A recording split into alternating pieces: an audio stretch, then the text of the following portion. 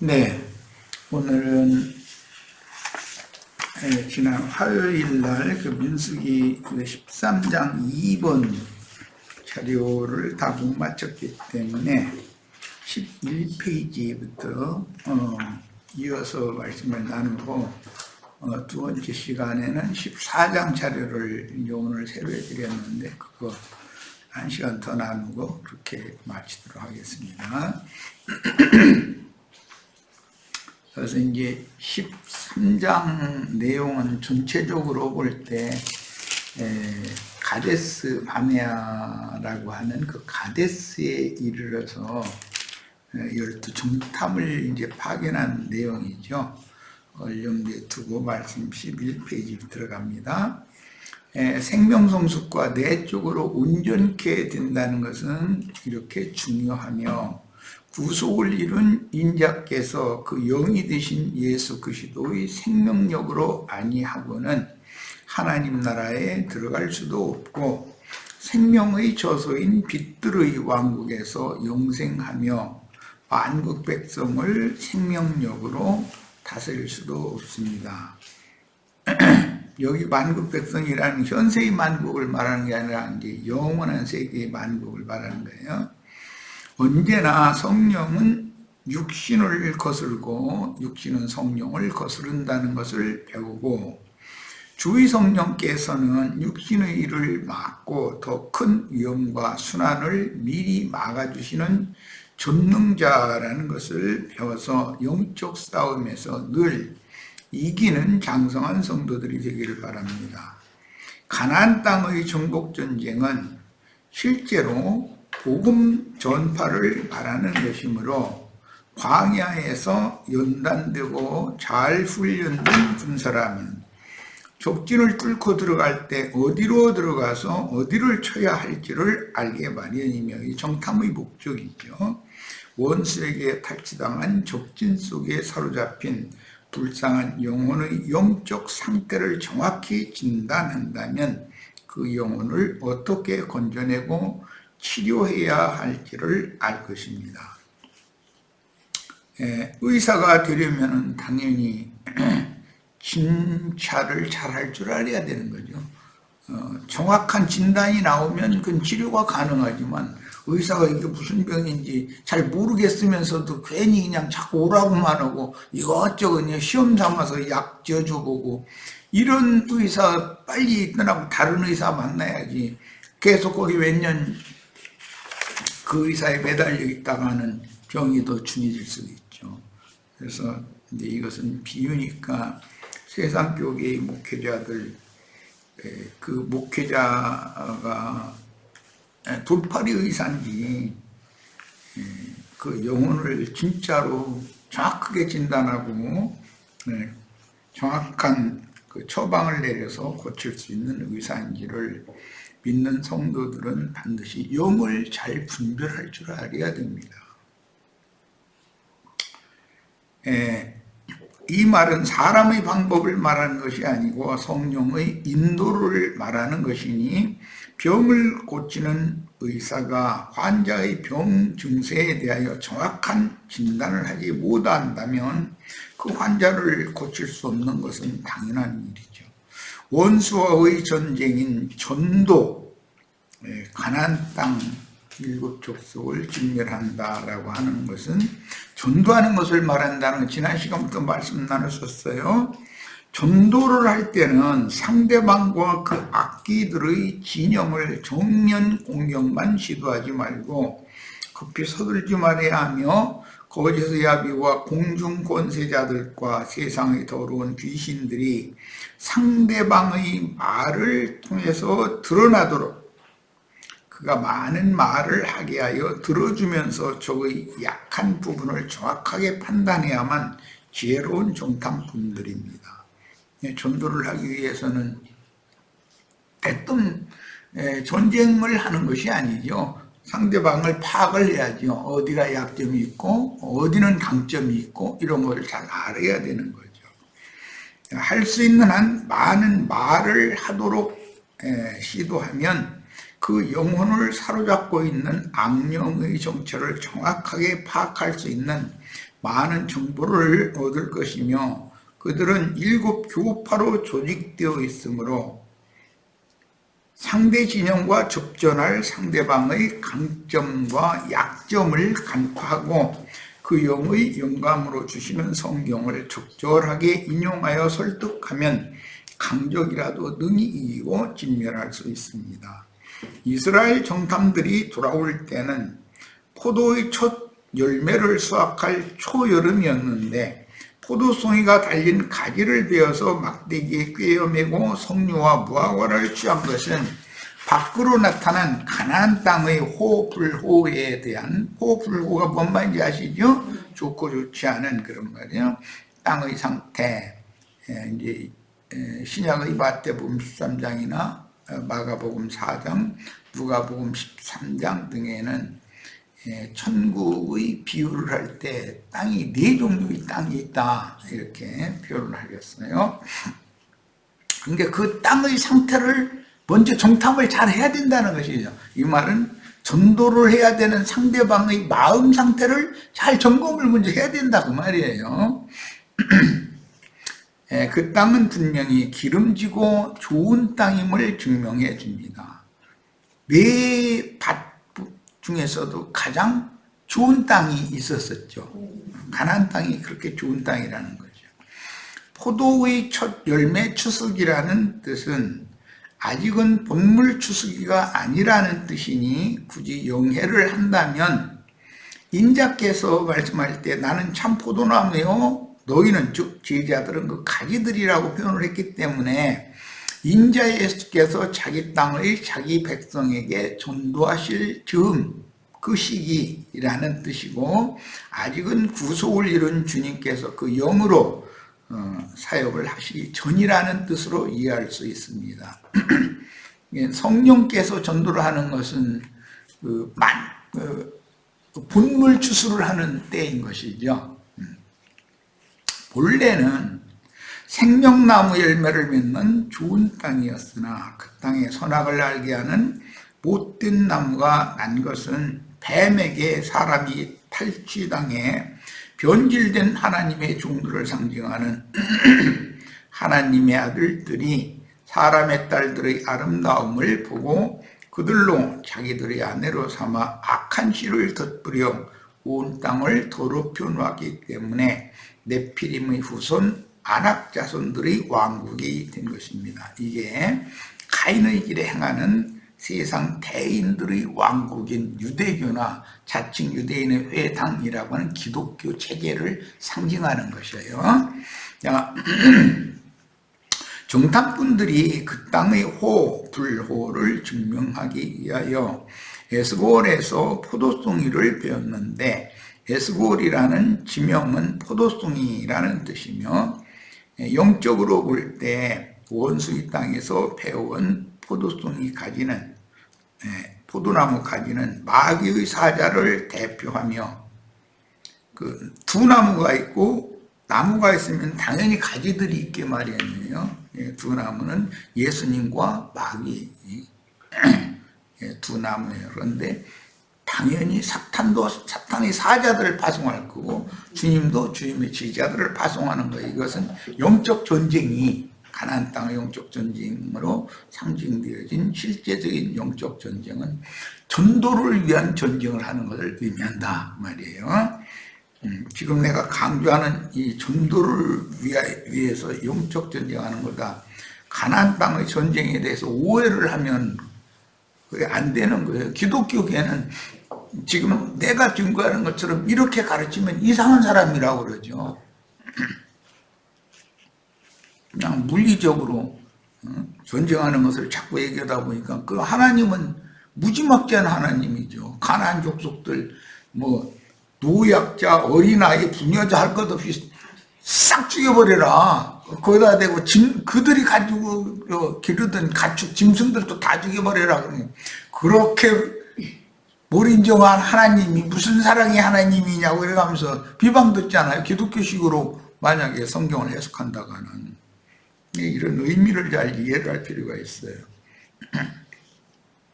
그래서 원수의 땅에서 배운 포도나무 가지는 마귀의 사자들을 대표하며, 마귀는 소돔과 고모라의 들포도나무로 상징되는데, 독사의 독이 가득한 포도송이 가지들은 사단의 사자들의 다른 교훈을 상징하는 것이죠. 그 땅을 빼앗아 하나님 백성들의 소유가 되면 그 땅의 포도나무는 바로 하나님의 아들 예수 그리스도를 상징하며, 참 포도나무 가지들은 주님의 참 제자들을 상징하므로, 참 제자들은 주님의 포도원인 그리스도의 몸의 일꾼들이 됩니다. 그러니까 소돔과 고모라의 그 포도나무 농사꾼들은 유대교의 그 지도자들이었었고, 자칭 유대인의 회에서 말씀 팔아서 치부하는 자들인 발람과 니골라당들이다라는 것을 알 수가 있어요. 그러니까 가나안 일곱 족속의 일곱 왕족들, 또는 뭐 이런 표현을 하면 이건 모두 세상 바다 짐승들 앞에서 그 세상 권세를 대행하는 땅에서 올라온 짐승들인 발람과 니골라당을 상징하는 것으로서 오늘날로 말하자면은 신부, 목사라고 칭함을 받는 자들입니다. 나처럼 증거하면 기독교계가 가만히 있을 리가 없죠. 그렇지만 이게 진리이기 때문에 그 신부나 목사라는 호칭을 가지고 두 무덤 사이에서 날마다 외치는 자들은 하나님의 종들이 변질된 상태로서 자칭 선지자라 하는 음녀 이세벨의 교훈을 받아들여서 음녀 이세벨의 그 교훈을 이제 전도의 그 기본 기초 자료로 이렇게 삼고 있죠. 그 이제 구약 성경에서는 발람 선지, 바알의 선지자와 아세라의 선지자 850인이라고 이렇게 표현을 했어요. 계시록 2장 22절에서는 자칭 선지자라 하는 음녀 이세벨이 내 종들을 꼭 가르쳐 꿰어 행음하게 하고 우상의 제물을 먹게 하는도다, 이렇게 결론적인 설명을 했어요. 그러니까 성경이 말하는 여자의 후손과 뱀의 후손의 대대로 이어지는 전쟁이 무언가, 가나안 땅 전쟁이 무언가, 이런 문제를 정확하게 이해를 꼭 하셔야 됩니다. 배어온 포도나무 가지와 포도송이 그리고 석류와 무화과에 대하여는 이사야 5장, 그 다음에 마태복음 7장에서 주님께서 친히 증거하신 말씀과 요한복음 15장에서 증거하신 말씀을 비교하며 상고할 필요가 있습니다. 이건 전부 포도나무에 대해서 증거를 한 말씀들이죠. 자, 민수기 이제 13장 26절로 29절 나갑니다. 바란 광야 가데스의 이 가데스라는 이 지명은 신성한 곳이라는 뜻으로, 이건 원래 창세기 14장 7절에 보면 거기가 아말렉 족속의 기업이었다라는 것을 기록하고 있습니다. 그러니까 굉장히 오래된 성이죠. 이 가데스라고 하는 성읍은 바란 광야의 가데스에 이르러 모세와 아론과 이스라엘 자손의 온 회중에게 나와 그들에게 회부하고 그 땅 실과를 보이고 모세에게 보고하여 가로되 당신이 우리를 보낸 땅에 간즉 과연 젖과 꿀이 그 땅에 흐르고 이것은 그 땅의 실과니이다. 땅바닥에서 젖이 흐르고 꿀이 흐르는 땅바닥 봤어요? 이게 다 비유적인 표현들이죠.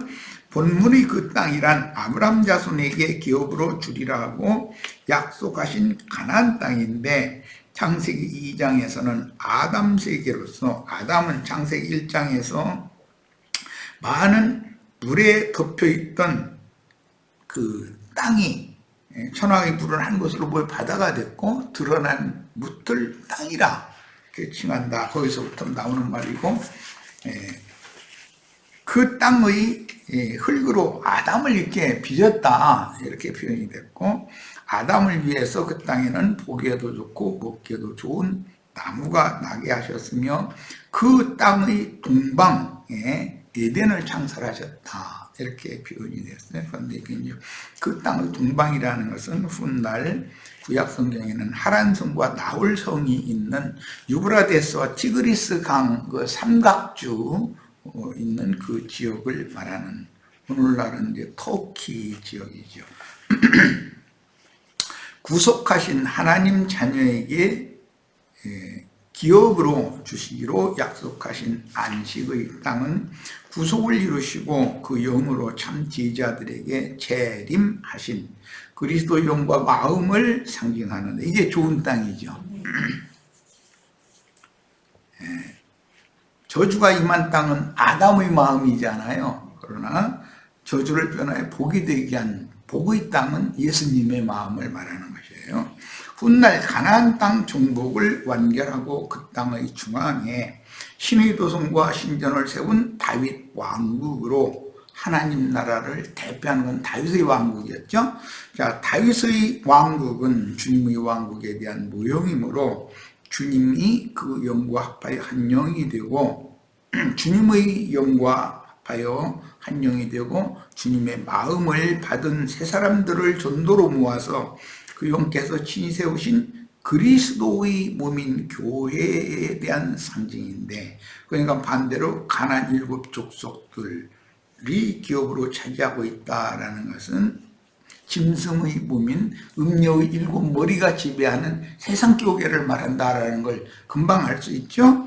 주님의 교회를 로마교와 개신교라는 세상 교회로 변질시킨 자들이 가나안 7 족속의 블레셋 왕국에 대한 실제입니다. 그러니까 로마교, 유대교, 로마교, 개신교 이렇게 이어지죠, 지금까지.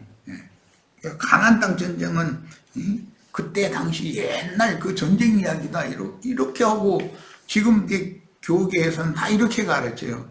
그런데 이 영적인 의미를 이해하지 못하면 구약 성경의 가나안 땅 전쟁을 아무리 그럴싸하게 설교를 해도 다 소용없는 일이죠.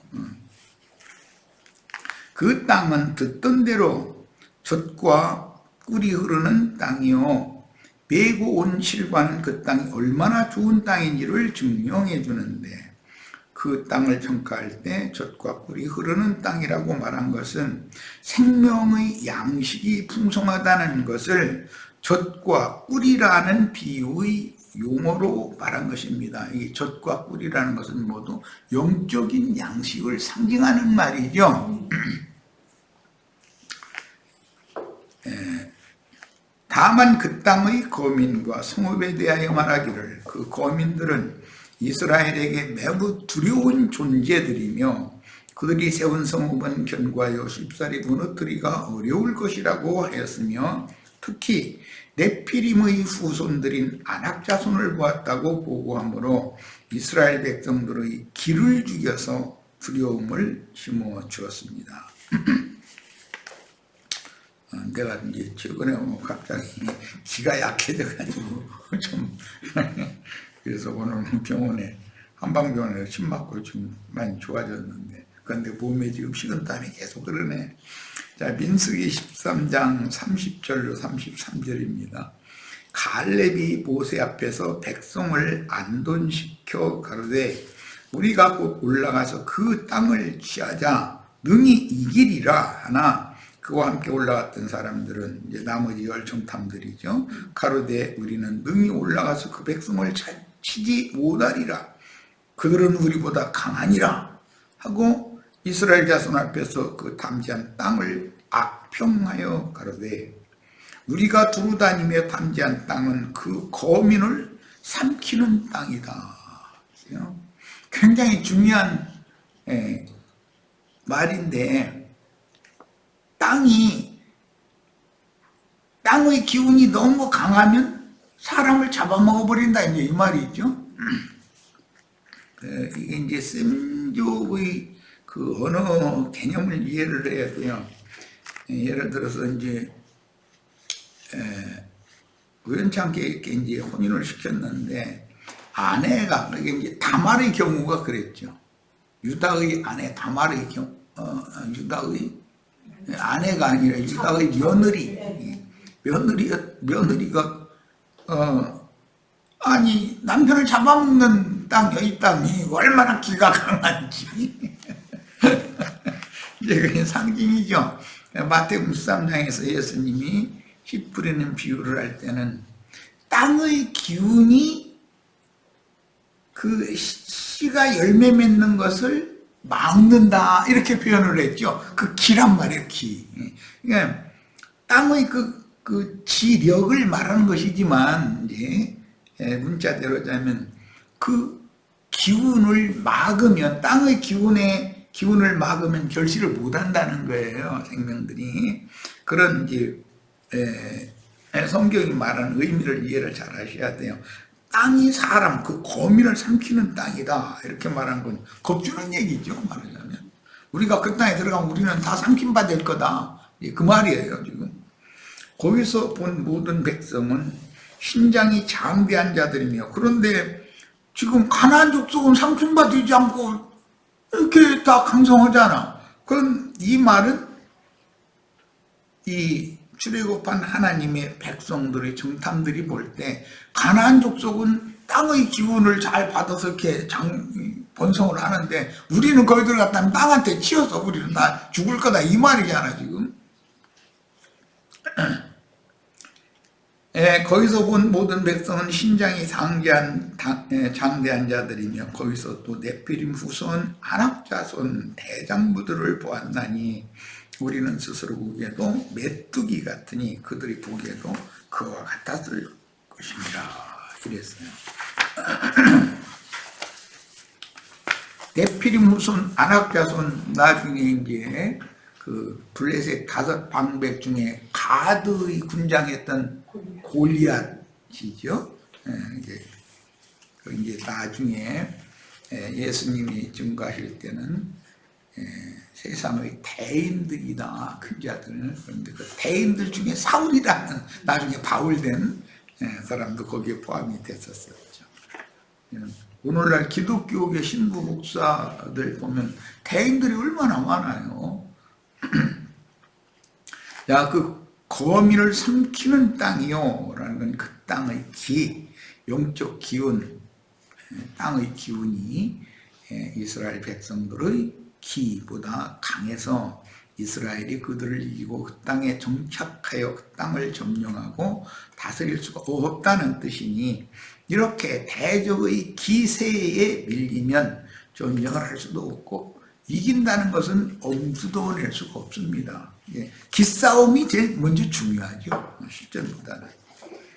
그 다음에 신장이 장대한 자들이다. 그리고 거기서 네피림 후손 아낙 자손 대장부들을 봤다, 이랬는데, 이것은 뭐 길게 설명할 필요도 없고 창세기 6장 1절에서 4절, 하나님의 아들들이 사람의 딸들의 아름다움을 보고 그들로 자기네들이 아내를 삼아서 자식을 낳았는데 그게 다 네피림을 낳았다, 이렇게 되어 있어요. 신명기 1장 25절로 28절 봅니다. 그 땅의 과실을 손에 가지고 우리에게로 돌아와서 우리에게 회부하여 이르되 우리 하나님 여호와께서 우리에게 주시는 땅이 좋더라 했느니라. 그러나 너희가 올라가기를 즐겨 아니하고 너희 하나님 여호와의 명을 거역하여 장막 중에서 원망하여 이르기를 여호와께서 우리를 미워하시는 고로 아모리 족속의 손에 붙여 멸하시려고 우리를 애굽 땅에서 인도하여 내셨도다. 애굽 땅에서 인도해 내시는 건 아모리 족속의 손에 붙여서 멸망시키려고 우리를 인도해 냈다. 이렇게 하니까 이게 이제 하나님이 말씀하실 때는 이 백성들이 나를 멸시하는 말을 한 거다. 그래가지고 이제 그 열 정탐꾼들을 쳐서 죽여버렸죠. 그리고 원망하고 불평하던 백성들은 너희는 그 땅을 볼 수 없다. 회정해라. 해가지고 회정을 명령하셨죠. 또 회정하라고 하니까 우리가 올라가겠나이다 라고 또 나고 있지. 청개구리 같았고 와라고 할 때는 안 된다고 그러고 하지 말라고 하니까는 또 뛰어가게 올라가겠다 해가지고서 하나님이 교회와 모세는 가지 말라고 하나님 함께 하지 않으니까 너희 가면 진다고 그러는데 아니라고 우리 가겠다고 또 빡빡이고 갔다가 다 패전하고 돌아왔다고 그랬고 그 패전한 자들 전부 다 이제 회정하는 이야기로 이어지죠. 자, 우리가 어디로 갈고 우리의 형제들이 우리로 낙심케 하여 말하기를 그 백성은 우리보다 장대하며 그 성읍은 크고 성곽은 하늘에 닿았으며 우리가 또 거기서 안악자손을 보았노라 하는도다. 이 안악자손은 네피림 후손이라고 되어 있죠. 이스라엘 백성의 지도자들인 정탐꾼들이 이처럼 소극적이고도 절망적인 견해를 갖고 있다는 것은 이스라엘 백성의 생명 수준이 전체적으로 아직 어린아이들로서 육신에 속한 자들이다. 여전히 출애굽을 했지만 여전히 육신에 속한 자들이지 완전히 영에 속한 성도들이 아니었다는 거예요. 정탐들의 영이 대저의 기에 이미 눌려있는 중이라는 것을 증명합니다. 특히 그 땅의 기운이 너무 강하여 우리같이 약한 사람을 삼킬 것이며 그 땅에 거주하는 네피림 후손 안악자손 대장부들을 보았다고 겁을 내는 말을 한 것은 결정적으로 이스라엘 백성들에게 공포감을 불어넣는 악한 영향을 끼쳤습니다. 이제 이 문제를 점점 이제 앞으로 더 나갈 때 우리가 알 수 있는 것은 이스라엘 하나님의 백성들의 그 범죄에 대해서는 물론 그 범죄를 징계하시지만 이렇게 열 정탐꾼처럼 대표자들 이들의 범죄와는 달리 취급하신다. 이스라엘의 지도자들의 범죄는 단체적인 회동을 한다든지 그 열 정탐을 그 자리에 다 죽여버렸잖아요. 이건 이제 다음에 나오는 이야기인데 이렇게 처리하신다는 거예요.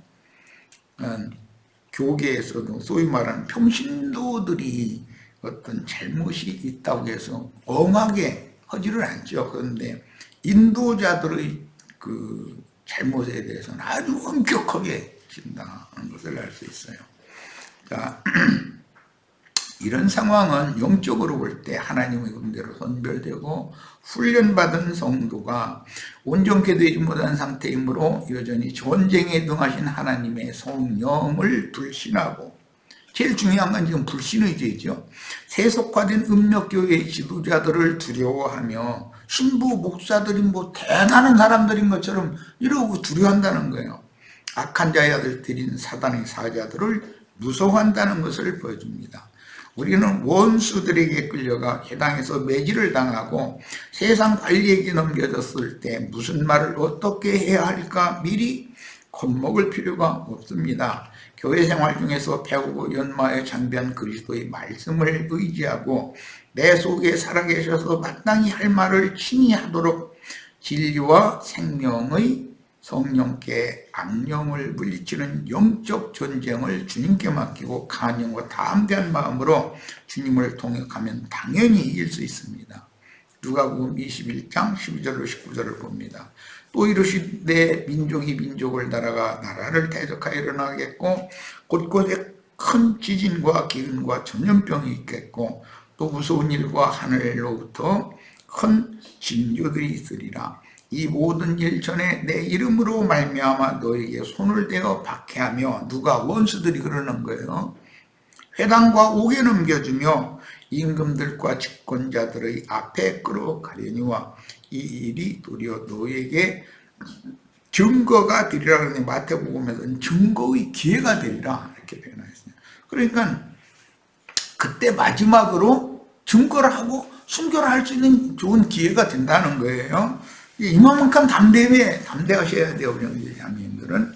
그러므로 너희는 변명할 것을 미리 궁리하지 않도록 명심하라. 내가 너희 모든 해적이 능히 대항하거나 변박할 수 없는 구변과 지혜를 너희에게 주리라. 그들보다도 더 조리 있게 진리를 증거할 수 있도록 주님께서 해주실 것을 믿어야 되는 거예요. 주의 성령은 얼마든지 할 수가 있어요. 심지어 부모와 형제와 친척과 벗이 너희를 넘겨주어 너희 중에 몇을 죽이게 하겠고 또 너희가 내 이름으로 말미암아 모든 사람에게 미움을 받을 것이나 너희 머리털 하나도 상하지 아니하리라. 너희 인내로 너희 영혼을 얻으리라. 그랬어요. 이 영혼을 얻는 문제와 잃는 문제는 자기 혼생명을 사랑하면 영혼을 잃을 것이고 자기 혼생명을 미워하면 영혼을 도리어 얻게 된다. 이렇게 역설적인 표현을 하셨죠.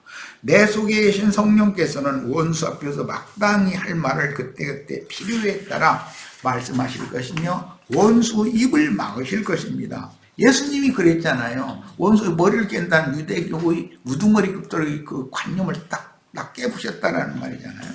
다만 강하고 담대한 심령과 마음으로 죽기를 두려워하지 말아야 할 것인데 그 악한 말이 도리어 하나님 말씀과 예수의 증인으로서의 증거할 수 있는 좋은 기회이기 때문입니다. 이 세상 대인들은 네피림의 후손 아낙 자손들이고 그들은 주의 증인들인 형제의 자매님들이 육신의 몸을 죽일 수는 있으나 그 영혼을 어찌하지 못하는 자들이니까 그들을 두려워할 일이 아니죠.